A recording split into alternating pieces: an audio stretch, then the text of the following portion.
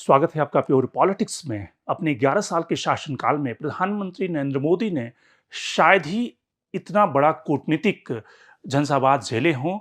जो American president Donald Trump ने घोषणा की कि वो भारत पर 25% का टैक्स लगाएंगे।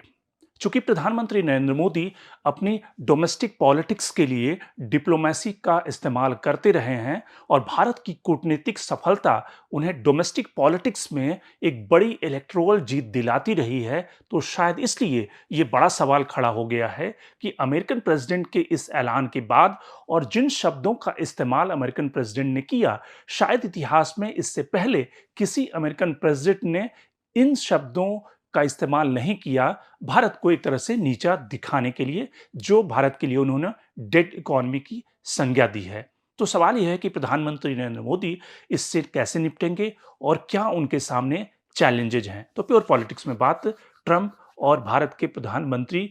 किस तरह से उन पॉलिटिक्स से निजात पाएंगे या उभरेंगे। ये तकरीबन 2024 के लोकसभा चुनाव की बात है, जब बिहार के एक लोकसभा चुनाव क्षेत्र में बेगूसराय के इलाके में मैं भ्रमण कर रहा था, लोगों से बातचीत कर रहा था। तो लोगों से मैंने पूछा कि आप किसे वोट देंगे? उन्होंने कहा कि जो लोकल कैंडिडेट है, बीजेपी का कैंडिडेट है, उससे वो बहुत नाराज हैं और वो उसे बिल्कुल ही वोट नहीं देना चाहते।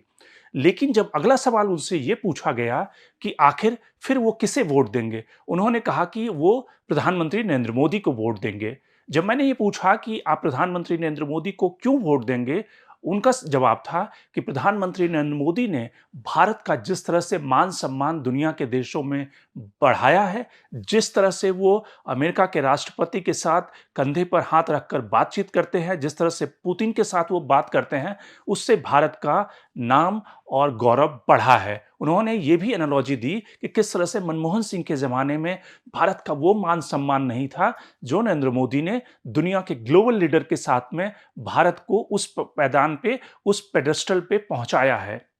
जब उनसे ये सवाल मैंने पूछा कि आपके इलाके में क्या विकास हुआ है, तो उन्होंने ढेर सारी कमियाँ बताई। उन्होंने कहा कि पुल नहीं बने हैं, रास्ते नहीं बने हैं, हमारा जो लोकल एमपी है वो ध्यान नहीं देता। लेकिन चूँकि भारत का मान-सम्मान प्रधानमंत्री नरेंद्र मोदी ने दुनिया में बढ़ाया है, इसीलिए वो वोट प्रधानमंत्री नरेंद्र मोदी को करेंगे। इसका साफ ये मैसेज था, साफ संदेश था कि भले ही उन्हें लोकल कैंडिडेट से, बीजेपी के एमपी से उनकी नाराज़गी है, लेकिन जो भारत में दुनिया का नाम बढ़ा है, गौरव बढ़ा है, उसके लिए प्रधानमंत्री नरेंद्र मोदी को वो वोट देने के लिए तैयार हैं। क्योंकि प्रधानमंत्री नरेंद्र मोदी ने पिछले 11 सालों में अपनी सिंबोलिज्म की पॉलिटिक्स, जिस तरह से दुनिया के ग्लोबल लीडर के साथ में उन्होंने एक जिसको कहते हैं कि कॉर्डियल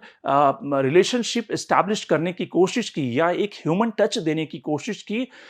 ट्रांजैक्शनल जो रिलेशनशिप होती है डिप्लोमेसी में, उसके अलावा जिस तरह से उन्होंने शी जिनपिंग के साथ अहमदाबाद में झूले-झूले, जिस तरह से डोनाल्ड ट्रंप के लिए नमस्ते ट्रंप ऑर्गेनाइज़ किया, यहाँ तक कि प्रधानमंत्री नरेंद्र मोदी शायद पहली बार किसी वैसे प्रेसिडेंट या किसी वैसे राष्ट्राध्यक्ष के चुनाव में एक तरह से उनके चुनावी कैंपेन ने हाउडी मोदी का जो कैंपेन था, उसमें शरीक हुए। वो अमेरिकन प्रेसिडेंट का एक तरह से चुनावी साल था।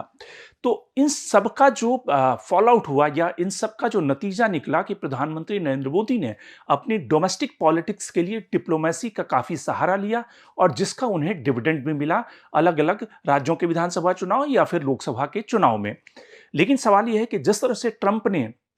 अपने पहले कार्यकाल में एक तरह से भारत के साथ बायलैटरल रिलेशनशिप में गर्मजोशी दिखाई, लेकिन दूसरे कार्यकाल में ट्रंप का जो रवैया है वो अचानक से बदल गया है। और जिस तरह से ट्रंप ने 2 दिन पहले जिन शब्दों का इस्तेमाल किया, वो भारत के लिए एक भौचाल से कम नहीं, एक भूकंप से कम नहीं, जिसको कहते हैं डिप्लोमैटिक रिलेशनशिप में। क्योंकि आज से पहले किसी अमेरिकन प्रेसिडेंट ने इन शब्दों का इस्तेमाल नहीं किया एक दूसरे बायलैटरल रिलेशनशिप के लिए, भारत के लिए।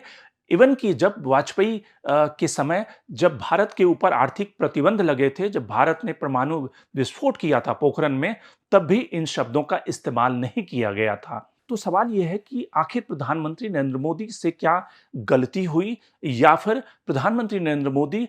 ट्रंप 2 को, यानी कि जो जिस तरह से अमेरिकन प्रेसिडेंट उनको सेंस करने में, उनको रीड करने में, उनके दिमाग को समझ पाने में क्या कोई भूल हुई या फिर अब भारत का स्टैंड क्या होगा, भारत के रास्ते क्या होंगे? हम सब जानते हैं कि अमेरिकन प्रेसिडेंट जिस तरह से डोनाल्ड ट्रंप हैं, वो आउटस्पोकन हैं, वो मैवरिक हैं और उनके दिमाग को पढ़ पाना काफ़ी मुश्किल है और वो एक तरह से अपने ही बयान को कॉन्ट्राडिक्ट करते हैं। लेकिन ट्रंप के बारे में एक बात जो साफ कही जा सकती है कि वो एक ट्रांजैक्शनल प्रेसिडेंट हैं। वो रिश्तों की गर्माहट या जिसको कहते हैं कि आप उनके साथ झप्पी पालें, इससे कोई ट्रंप पिघलने वाले नहीं हैं। और शायद इसलिए डोनाल्ड ट्रंप ने अपने दूसरे कार्यकाल में अपनी डोमेस्टिक ऑडियंस को, अपनी डोमेस्टिक कंस्टिट्यूएंसी को एड्रेस करने के लिए जिन वोटर ने उन्हें वोट करके जिताया है, उनको एड्रेस करने के लिए ट्रंप कई तरह के बोल्ड और चौंकाने वाले फैसले ले रहे हैं। अब सवाल है कि जिस तरह से ट्रंप ने 25% टैक्स की घोषणा की है और साथ ये भी कहा है कि जिस तरह से रशिया से क्रूड ऑयल हम इंपोर्ट करते हैं और ढेर सारा जो उनके इमीडिएट प्रोवोकेशन का ये कारण लगता है, जो कि अमेरिकन सेक्रेटरी ने जिसका उल्लेख किया है कि इमीडिएट जो प्रोवोकेशन है वो रशिया से सैंक्शन लगने के बाद, प्रतिबंध लगने के बाद भी भारत जिस तरह से रशिया से क्रूड ऑयल इंपोर्ट कर रहा है, वो उनकी नाराजगी की बड़ी वजह है। अब सवाल ये है कि भारत जिसकी और खास करके प्रधानमंत्री नरेंद्र मोदी जिनकी डोमेस्टिक कंस्टिट्यूएंसी का एक बहुत बड़ा हिस्सा डिप्लोमेसी पे डिपेंड करता है, वो ट्रंप को कैसे खुश करेंगे या ट्रंप को कैसे सेटिस्फाइड करेंगे। पिछले 2 दिनों में भारत सरकार के स्टैंड को देखें तो भारत सरकार ने जो अभी तक स्टैंड लिया है वो बहुत मेजर्ड है। जब कॉमर्स मिनिस्टर पीयूष गोयल जब पार्लियामेंट में स्टेटमेंट दे रहे थे, उनके स्टेटमेंट के 2 हिस्से थे। पहला मैसेज ये था जो अमेरिकन प्रेसिडेंट को वो दे रहे थे, वो उन्होंने ये कहा कि भारत जो है वो एक ब्राइट स्पॉट है, यानी कि ब्राइट इकोनॉमी है, जहां पर दुनिया भर के जो लोग हैं इन्वेस्ट करना चाहते हैं और भारत किस तरह से फ्रजाइल 11वें नंबर से 5वें और चौथे नंबर पे पहुंच रहा है। तो यानी कि वो ट्रंप को जवाब दे रहे थे, जहां पे वो डेड इकोनॉमी नहीं है बल्कि एक ब्राइट स्पॉट है। दूसरा जो हिस्सा था वो पीयूष गोयल के स्टेटमेंट का, वो डोमेस्टिक ऑडियंस को एड्रेस करने का था, जहां पे पीयूष गोयल इस बात को रेखांकित कर रहे थे कि भारत जो है अपने डोमेस्टिक इंटरेस्ट को कॉम्प्रोमाइज नहीं करेगा किसी भी कीमत पर, और खास के जो एग्रीकल्चर डेयरी का सेक्टर है उसको नहीं खोलेगा। क्योंकि भारत में एग्रीकल्चर जो किसान है और कृषि है वो एक बहुत ही टची सब्जेक्ट है, बहुत ही इमोशनल मुद्दा है, और भारत इससे पहले और प्रधानमंत्री नरेंद्र मोदी 2 बार अपने हाथ जला चुके हैं। जब उन्होंने लैंड ऑर्डिनेंस लाया था, बाद में उन्हें लैंड ऑर्डिनेंस वापस लेना पड़ा, फिर जब वो 3 कृषि कानून लाए, उसको भी लेकर ढेर सारे देश भर में आंदोलन हुए और प्रधानमंत्री को उस कानून को रोल बैक करना पड़ा। अब चूंकि प्रधानमंत्री और भारत सरकार जानती है कि एग्रीकल्चर एक बहुत ही सेंसिटिव इशू है और खास करके भारत में एक बड़ी जनसंख्या एग्रीकल्चर पर डिपेंडेंट है, एग्रीकल्चर सेक्टर को खोलने का मतलब है वो एक बहुत बड़ा भूचाल ले आना। तो इसलिए भारत अमेरिका के किसी भी दबाव में एग्रीकल्चर सेक्टर या डेयरी सेक्टर को नहीं खोल सकता। और चूंकि ढेर सारा जो वोट है, जो बीजेपी का जो वोट बैंक है, कैप्टिव ऑडियंस है, वो गांव और जिस तरह से वेलफेयर मैकेनिज्म के जरिए बीजेपी ने एक अपना कैप्टिव ऑडियंस बनाया है इलेक्टोरल कंस्टिट्यूएंसी का, तो इसलिए उस कंस्टिट्यूएंसी को एड्रेस करने के लिए पीयूष गोयल ने वो स्टेटमेंट दिया। लेकिन आने वाले दिनों में जो सवाल है कि भारत सरकार का रिस्ट्रेंट जो अप्रोच है, वहां पर जिस तरह से बायलैटरल टॉक्स और जिस तरह से जो ट्रेड टॉक्स चल रहे हैं, चूंकि पूरी दुनिया की जो ग्लोबल पॉलिटिक्स है, जियो पॉलिटिक्स काफ़ी तेज़ी से बदल रही है, और जिस तरह से भारत के नेबरिंग कंट्री जाए कि जिस तरह से ऑपरेशन सिंदूर के बाद पाकिस्तान और उससे पहले भी पाकिस्तान के साथ हमारे खराब रिश्ते रहे हैं, लेकिन अमेरिका और ट्रंप पहले टेनियर में उन्होंने पाकिस्तान को उतनी ज़्यादा छूट नहीं दी, लेकिन अब वो पाकिस्तान के साथ में गलवहियाँ डालने के लिए पूरी तरह से तैयार हैं, क्योंकि ट्रंप को ये लगता है कि भारत को बैलेंस करने के लिए वो पाकिस्तान का इस्तेमाल कर सकते हैं, चाइना को बैलेंस करने के लिए भी वो पाकिस्तान का इस्तेमाल कर सकते हैं, और पाकिस्तान का इस्तेमाल बहुत ज़्यादा कई सारे जो ग्लोबल अर्थमेटिक है, जो ग्लोबल ऑर्डर है, उसमें वो पाकिस्तान का सहारा ले सकते हैं। तो इसलिए ट्रंप कहीं ना कहीं वो पाकिस्तान के साथ गलवहियां करते हुए दिख रहे हैं, और पाकिस्तान भी ट्रंप और उनकी फैमिली क्रिप्टो करेंसी का जो वेंचर है उसमें इन्वेस्टमेंट करके कहीं ना कहीं वो एक तरह से ट्रंप को सेटिस्फाई करने की कोशिश कर रही है। चाइना हमारा पहले से ही, हमारा चाइना के साथ बहुत अच्छे रिलेशनशिप नहीं है।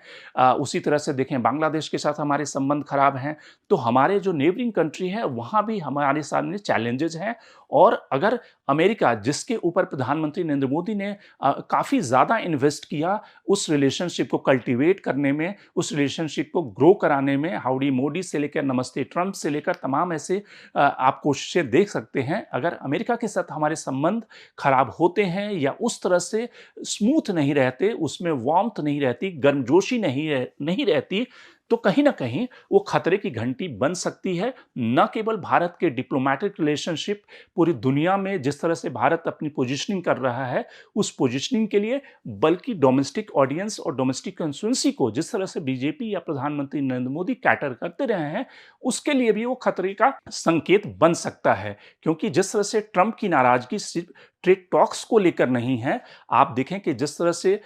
उनके अलग-अलग स्टेट डिपार्टमेंट के स्टेटमेंट, वहाँ के स्टेट सेक्रेटरी के बयान, उन सब में कहीं न कहीं विरोधाभास है, जो कहीं न कहीं ये दिखाता है कि ट्रेड डील्स एक सिर्फ बहाना है। ट्रंप की जो प्रायोरिटी, जिस तरह से उन्होंने कहा कि ट्रंप 6 महीने में 6 सीज़ फायर करा चुके हैं और वो रशिया और यूक्रेन में जिस तरह की रिलेशनशिप ट्रंप ये चाहते थे कि रशिया और यूक्रेन का जो युद्ध है उसको भी रुकवा करके ट्रंप कहीं न कहीं एक तरह से जो अमेरिका फर्स्ट की जो पॉलिसी है उसको एंडोर्स करके अपनी डोमेस्टिक कंस्टिट्यूएंसी को एड्रेस करें और पूरी दुनिया में अमेरिका की जो बादशाहत है उसको कायम कर सकें। उसमें कहीं न कहीं भारत का जो रोल है वो काफ़ी इम्पोर्टेंट है और शायद इसलिए ट्रंप उस रोल को, उस अलायंस को भारत अगर